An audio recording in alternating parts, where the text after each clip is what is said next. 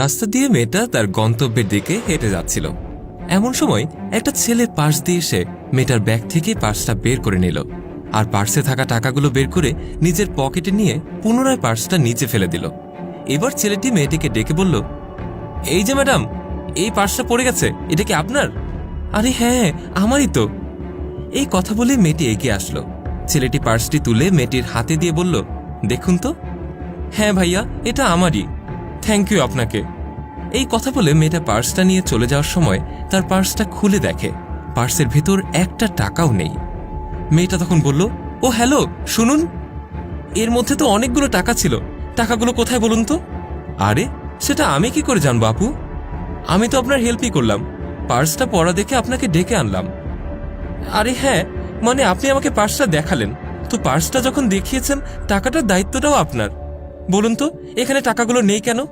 আরে আজব তো, আমি আপনাকে হেল্প করলাম আর উল্টো আপনি আমাকে দোষারোপ করছেন। দরকার হলে আপনি আমাকে চেক করে নিন। উফ, আমি আপনাকে কেন চেক করতে যাব? আপনি সত্যি কথাটাই বলে ফেলুন না। আরে এত কথা বলবো না, আপনার যদি আমাকে সন্দেহ হয় তাহলে আমাকে চেক করতে পারেন। তখন মেয়েটা ছেলেটার পকেট, সামনে পেছনে সবকিছুই চেক করতে থাকে, কিন্তু সে টাকাটা কোথাওই খুঁজে পায় না। ছেলেটা তখন বলল, কি বিশ্বাস হলো তো? আমি আপনার টাকা কেন নিতে যাব ফালতু ফালতু? আমি তো বরং আপনার হেল্পই করলাম। আচ্ছা ঠিক আছে, সরি ভাইয়া। এই কথা বলে মাথা চুলকাতে চুলকাতে মেয়েটা সেখান থেকে চলে যায়। ছেলেটিও তখন ওইখান থেকে চলে আসে। এর বেশ কিছু দূর যাওয়ার পর একটা লোককে সে ডেকে বলে, দাদা একটু হেল্প করবেন প্লিজ। হ্যাঁ ভাই বলুন।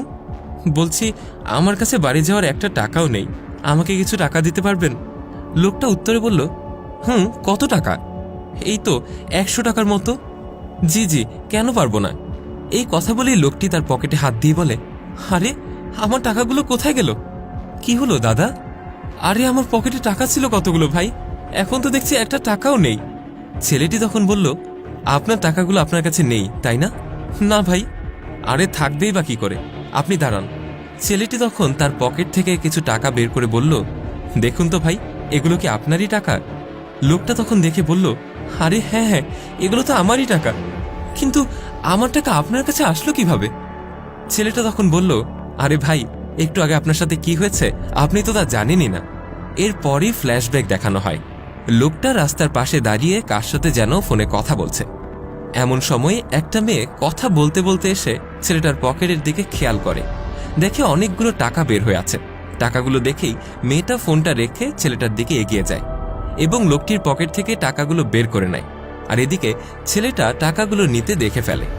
সকল কথা শোনার পর লোকটি ছেলেটিকে বলে, থ্যাংক ইউ দাদা, আপনি না থাকলে হয়তো আজকে আমার টাকাগুলো আমি পেতামই না। আসলেই যেমন এই পৃথিবীতে কিছু কিছু খারাপ মানুষ আছে, তেমনই আপনার মতো কিছু ভালো মানুষও আছে যারা এই পৃথিবীর সামঞ্জস্যতা বজায় রেখেছে। আপনাকে যে কি বলে ধন্যবাদ জানাবো আমার মোটেও জানা নেই। ধন্যবাদ দেওয়ার কোনো দরকারই নেই ভাইয়া, কারণ মানুষ মানুষের উপকার করবে এটাই তো সবচেয়ে বড় কথা, তাই না? সত্যি ভাই, আপনি যদি আজকে না থাকতেন তাহলে যে আমার কি হতো আমি বুঝতেই পারছি না। ছেলেটা এবার বলে ওঠে, কিন্তু ভাই এবার থেকে কিন্তু সাবধানে থাকতে হবে, কারণ জানেনই তো এখানে সব মানুষজন তো ভালো নয়। আর টাকা পয়সা সাবধানে রাখবেন, ঠিক আছে? আমি আসছি তাহলে। আচ্ছা দাদা, ঠিক আছে। এই কথা বলেই তারা দুজন সেখান থেকে চলে যায়। আসলে আজকালকার সমাজে এখনো কিছু ভালো মানুষ আছে বলেই সমাজটা এত সুন্দর। ভিডিওটি ভালো লেগে থাকলে লাইক, কমেন্ট এবং শেয়ার করতে একদম ভুলবেন না। কমেন্ট বক্সে জানান আপনার মূল্যবান মতামত।